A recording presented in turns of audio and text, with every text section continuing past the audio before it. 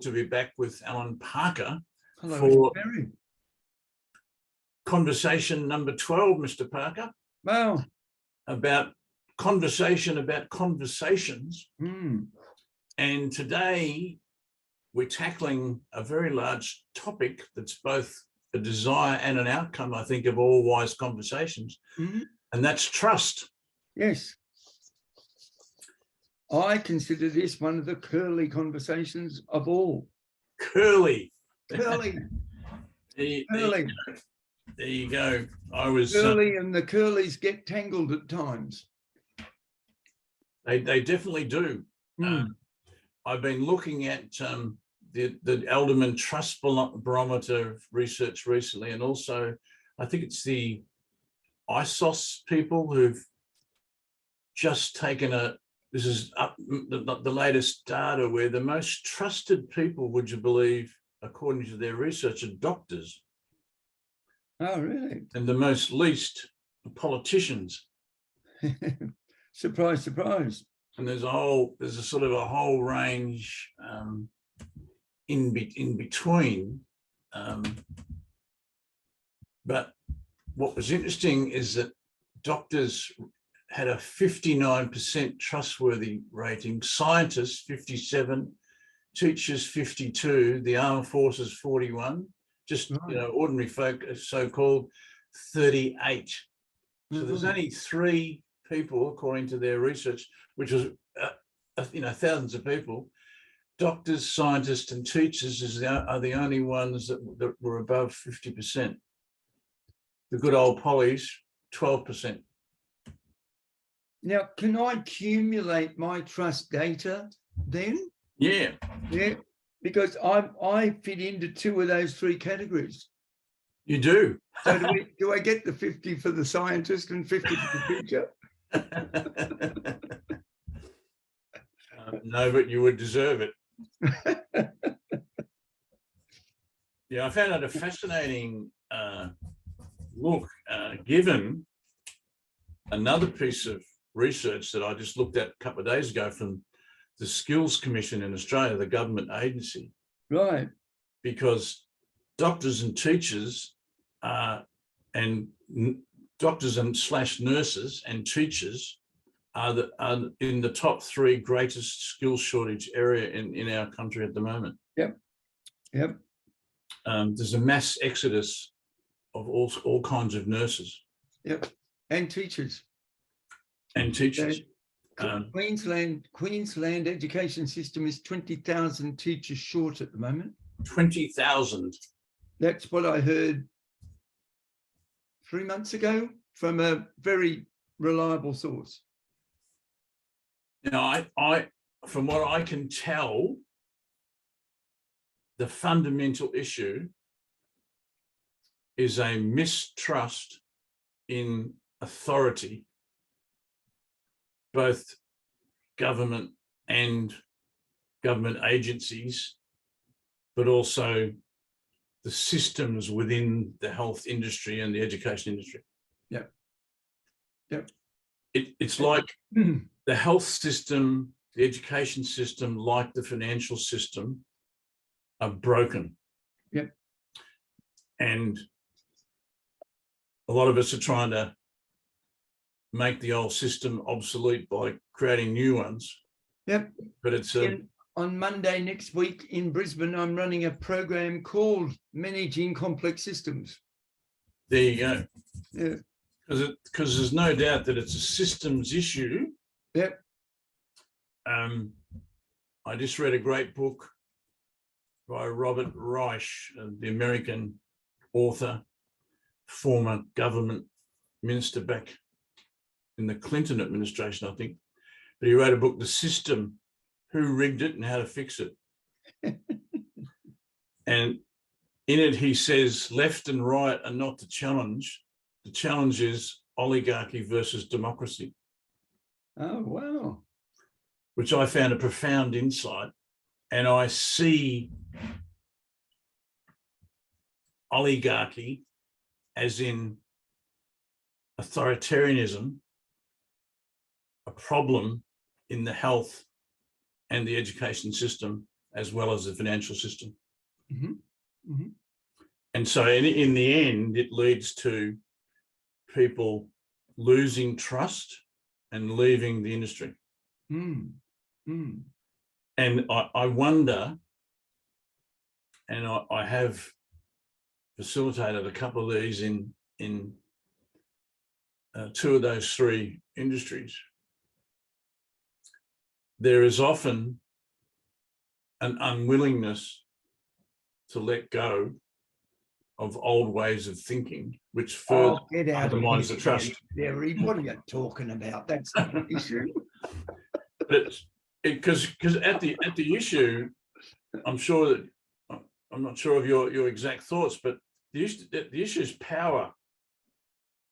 You know, somebody seems to want to have power, and the consequence is other people feel powerless.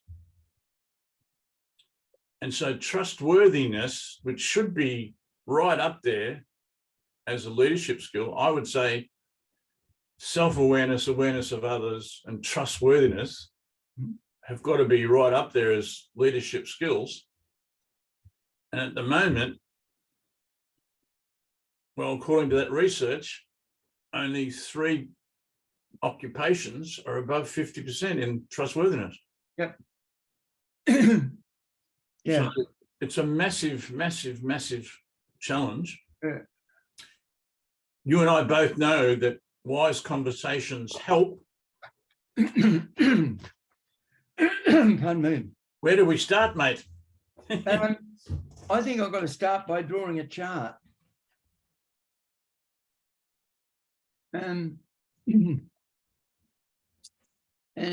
probably 2 quick charts if I can. Yep. Because I feel compelled to be a boring neuroscientist just for a second. Well, seeing scientists are up there, we'll give you that latitude. These are the nerves coming off the cranial nerves and the nerves throughout the body. This little sucker here is called the vagus nerve. This is the brain stem. And the medulla oblongata sits in here. And then around that, there's a whole host of little bits that's sometimes referred to the midbrain, sometimes referred to as the limbic system. The language system? Limbic. Limbic. Limbic Yep. system. Yeah. And the midbrain does a whole variety of things but it's actually the piece of our brain that's in common with all mammals. Right. So it's about affiliation. It's our midbrain that creates our herding desire. Is this the same thing as often referenced as the lizard brain? No, the pink one is the lizard. So that's the lizard or the reptilian brain. And it's the same as the brain that it's our brain, and a lizard's brain in that place is the same. And it controls our body temperature, it keeps our heart beating and allows us to breathe. And it essentially regulates our safety and stability. Right. And it has a conversation with a piece of the brain here in the midbrain called the amygdala. And the amygdala produces high reactivity when danger occurs. Yes. Yep. And the amygdala is often referred to as the most emotive piece of the brain. Yes. Now, it both alerts us and gives us massive amounts of energy to fight things off in danger. And it also produces huge amounts of emotions in all different sorts of ways. Now, the danger here, and the evolution hasn't caught up yet, there's another piece of the brain here called the hippocampus. And the hippocampus is probably our most important part of our brain because it determines what stays in long-term memory, what goes in short-term memory, and what is forgotten. Now, at some point in time, we're going to have conversation about trauma because the hippocampus is really critical in the world of trauma. Because see how it's a key to thinking someone else is trustworthy as well. it's absolutely vital. Yeah. That if now none of these pieces have any logic to it. No. So they can't do rationale, they can't deduce anything. They just are purely responsive. Yeah. The hippocampus decides what we have amnesia to, what we remember, and what we remember short term. Right. Now, the short term, Ian, is critical related to your comment about one of the great success factors in life is, can I be in the moment present? Yes. Yeah. Now, that's just the hippocampus saying, be in this 3 seconds and pay bloody attention to what's going on and don't get distracted somewhere else. That's right. Yeah. Yeah, it's the great joy, but also the great challenge, isn't it? Yeah. Because as we've explored before, the chatter that goes on, I often find the only way to get rid of it is to say out loud, just forget it, because you're talking about the future and the past, and I'm living in the present. Yeah. Yeah. And I think one of the things I'd say is, I think our 14th or 15th conversation about conversation needs to be about the conversations inside our head. No doubt. Yeah. And Ian, if I don't manage the conversations inside my head effectively, I end up with stress, anxiety, panic, paranoia, and neuroses. Yep. Now, if I have any of those going, my trust is likely to be misguided. Yeah, I get that. That makes sense. I know them all intimately. Yeah. But one thing I've noticed is, as you know, I've got some physical challenges, and one thing that I've been really working on over the past couple of months is having a quiet mind, and actually not thinking. Yep. I've managed through a lot of meditation and a lot of work to stop thinking. Yep. To actually see my thoughts and realize that I'm the thinker. Who's having them.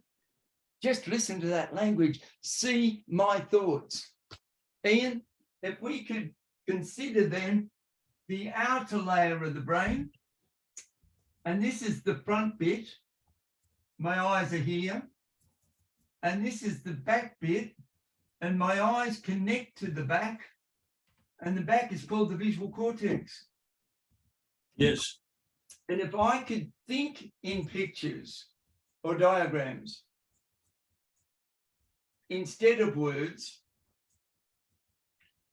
I'd activate my thinking, to use your word, see my thoughts. Yes. Rather than speak my thoughts. That's a critical thing. See rather than speak. Yeah. I found it also valuable in conversation with family, friends, colleagues, clients, to actually see their thoughts rather than what they're speaking. It helps me to be silent when appropriate, and to ask the right questions, which I think builds trust between us. You and I are both good listeners, and we're both good note takers. The difference is you're much more orderly than me, and I store my notes in diagrams and bubbles and circles. And that means that I put them into my brain in the visual. Exactly. I do a lot of that too. Now, I'm already on page 4 of notes already in this conversation. Me too. What you and I are doing is we're taking the auditory message and we're putting it into the visual cortex into pictures, Yes. which is much, much more reliable as a memory system. Yes. But most importantly, Ian, it then says when I'm in a situation where I think there's some doubt about somebody's trust, I can then go, what did I see?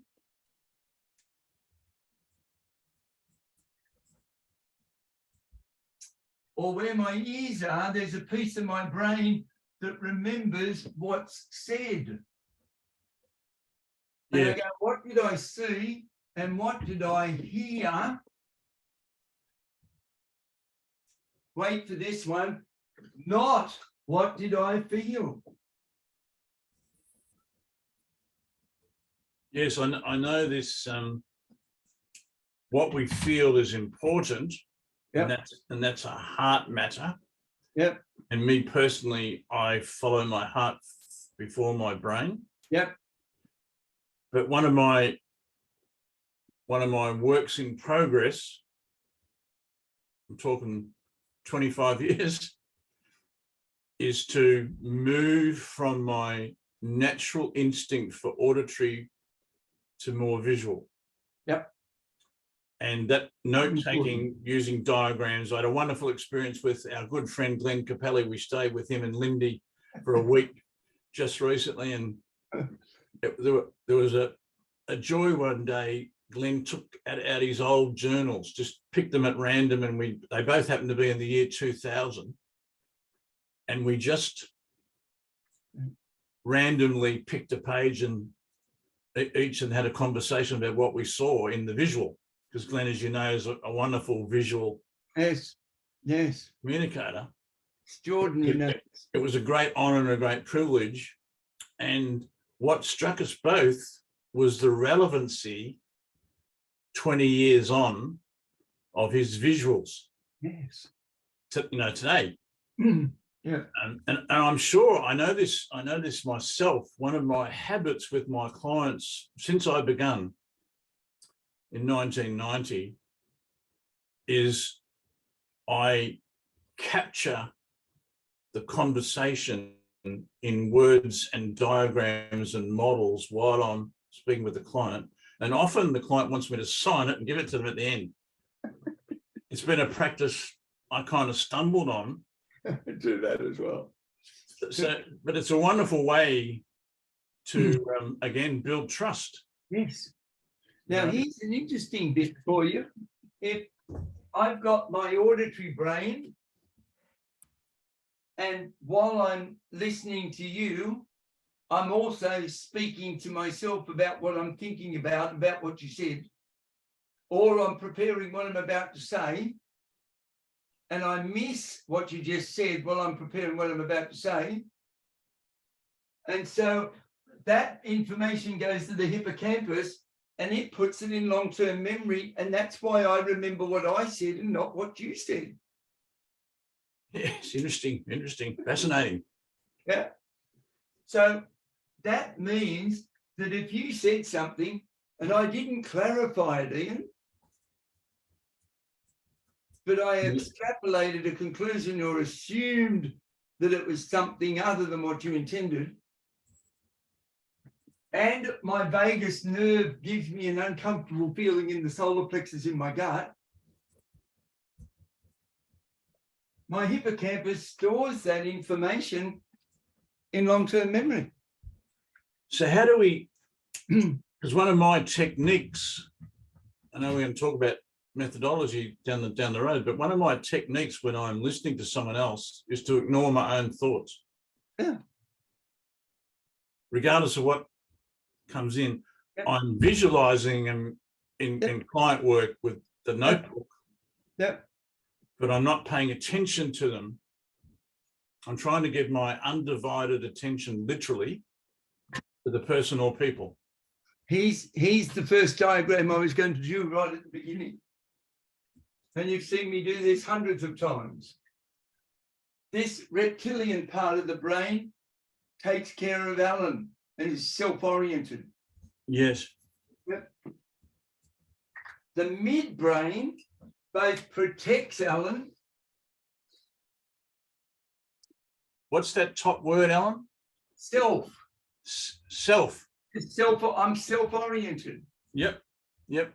And this is other-oriented. Now, Ian, that's when you're doing what you're describing, where you are more attentive to me and what I'm saying, and you're writing down what I've said, and then you're exploring and exploring and confirming and checking out and adding confirmation to it. Yes. Yeah. And you're actually building on what I've said. You're not doing a ping pong match where you say one thing and you go, oh yeah, but what I do is. Yes, hence we're having a conversation, not a chat. It's yes. Or a dialogue even. It's a conversation. And when our brain is in other oriented, which is the midbrain. Right. Yep. And the midbrain does empathy.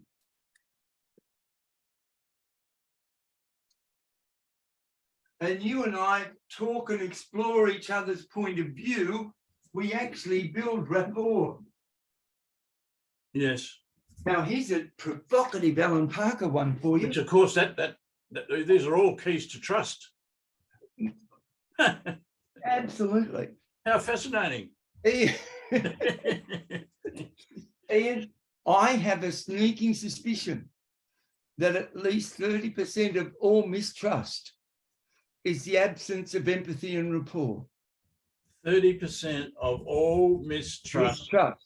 Absence of empathy and rapport. It rings true. Ian, I didn't spend enough time checking in if I understood what you were saying.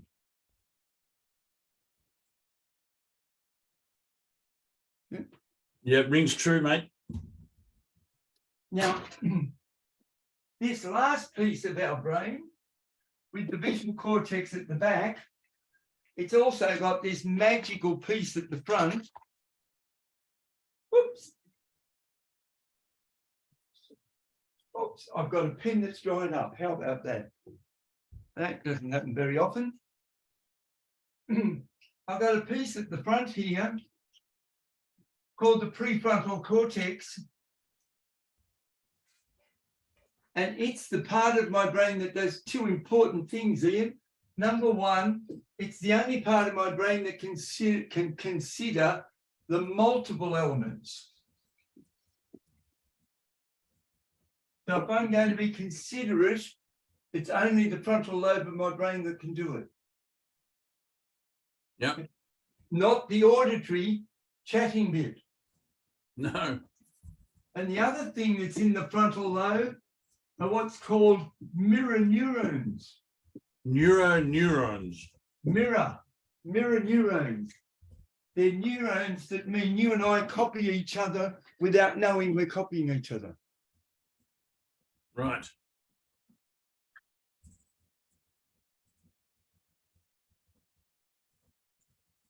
Now, if I do enough attention on you, other oriented, my attention is out. And it's not in me, it's in you. Yes. And this part of the brain wants to talk, and this part of the brain wants to ask questions. Yes. Yep. And then this wiser part of the brain, the outside, the cerebral cortex, it actually wants to consider the collective. Yes. It's actually interested in all of us, in everyone's point of view. It's a wonderful model, that one, Alan. Yep. Now, if I spend too much time in self-oriented, my neuroses will kick in. Yep. And I will distrust you out of paranoia and neuroses. Makes perfect sense. And nothing to do with Ian's behavior at all. No. Isn't it one of those really, really fascinating things that most of our challenges and troubles are self-delusional? They haven't got anything to do with other people. And I run this bloody, talking about stories, I run this story that it's all about them. That's right. The great false narrative, that one. Yeah. I would say that maintaining a quiet mind where we understand that we are the thinker, not the thought, and that we see our thoughts, not speak them, that it not only leads to us becoming trustworthy because we've learned to trust ourselves, yeah. You know, the true nature of ourselves, rather than this false narrative that we created. Yep. Yep. Which, of course, if you and me are trustworthy and we trust ourselves, then others are drawn to that energy. Yeah, I love that duality of trustworthy and trusting of me and others. Yes. And I'm very mindful that that second piece you just said of trusting me and trusting somebody else is probably the least spoken about. Yeah, you could be right. And how trusting am I as a human being? What an interesting dichotomy that one turns between having faith in people and being naive. Yeah, what a wonderful Alice in Wonderland rabbit hole this is. But that's why I find the interesting thing between the Alderman Trust Barometer and the ISOS photo. I'll get that right, and I'll put it in the link with the video. Is one's about trust, one's about trustworthiness. Yeah. And the interlinking is what's got me fascinated in my current research at the moment. The link between the two. Yeah. I really cannot trust you fully if I don't trust myself. And if I don't trust the accuracy of what I see and hear. Yeah. Yes. I often laugh out loud of what my brain is thinking about something because it isn't what happened at all.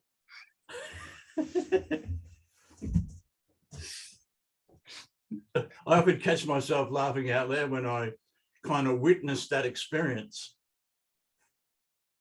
You know, it can be something just as simple.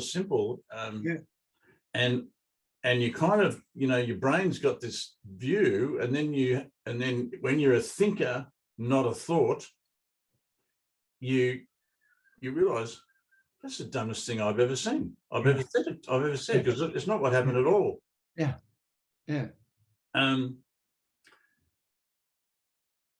But all of this is fundamental to conversations, because the wisest conversations are built on trustworthiness and trust. Yeah.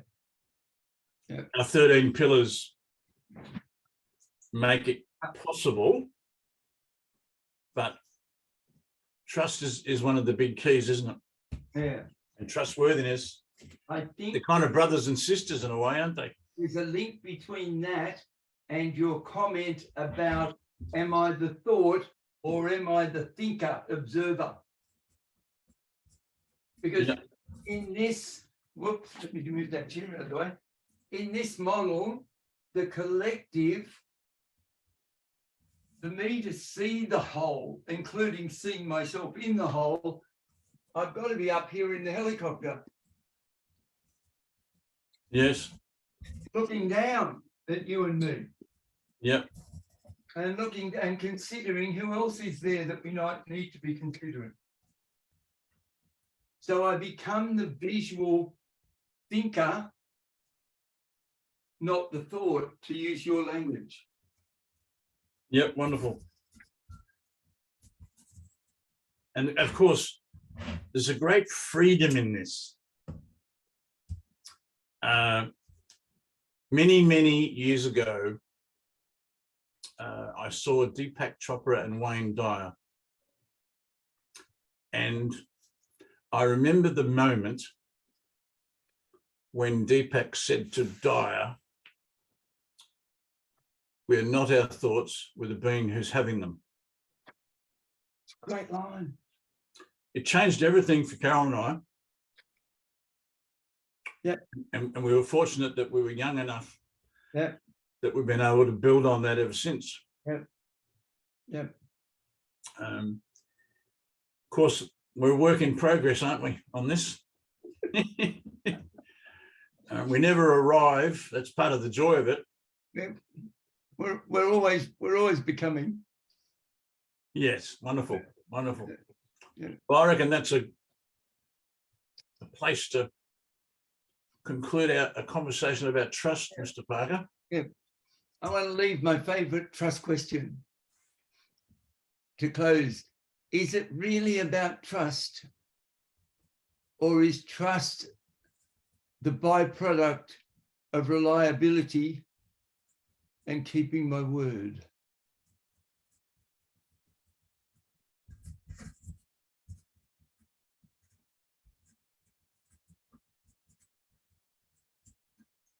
I would sum those up in integrity for me, and I think you're right. Is it really about trust, or is trust the byproduct of our reliability, you said?